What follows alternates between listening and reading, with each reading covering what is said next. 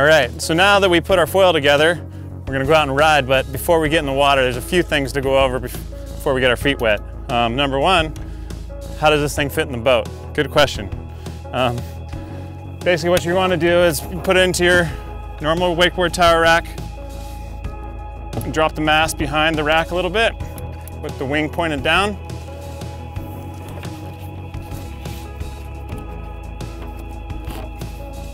Get everything tight, and then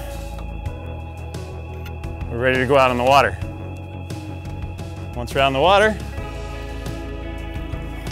same thing.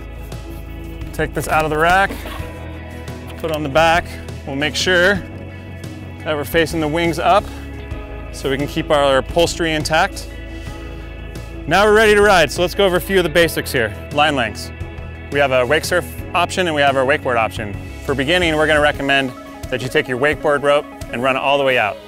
What that does is it gets you away from the back of the boat, outside of the prop wash, outside of the wakes, and just in the cleanest water that really maximizes the learning environment. So we'll start out with that. So how fast do we go for wakefoiling?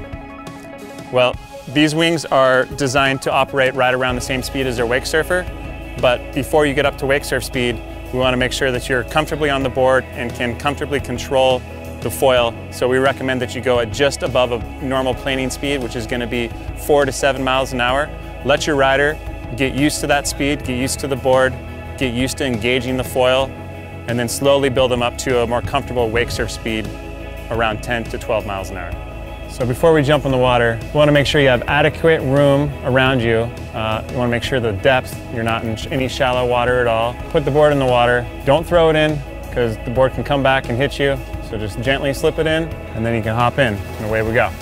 So our stance is going to be, you want to have your normal kind of wake surf stance. We recommend before you try to foil, you get comfortable with getting up on a wake surfer. That'll make the learning curve a lot easier and you'll progress a lot faster. Your back foot, you're going to want to put right in front of the mast. So about here, and then your front foot's going to go where you naturally would on your stance. Now the more back foot pressure you have is going to create the board to go up, and consequently the wing will go up as well, creating more lift. If you want less lift, you want to rock your stance forward and put more weight on your front foot, and that will create a downward moment for the wing. All right, and so when you get up, the goal is to not engage the foil for your first time. So you're gonna wanna really exaggerate the front foot weight, and when you get up, you're gonna put as much weight forward as you can so that only the board is riding and you're not engaging the foil at any time. All right, when getting up, try to get up without the board engaging the foil at all. And try to just ride a little bit while the board is planing. After that, gently rock back on your back foot. Try to get the foil to come out of the water 1 to 2 inches. All right, so how do we fall? Well, first, don't try to be a hero. And what does that mean?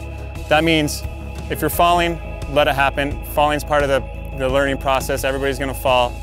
What we don't want to avoid is falling in weird positions where you're trying to save it, or you're in an awkward balance position and you're trying to correct yourself.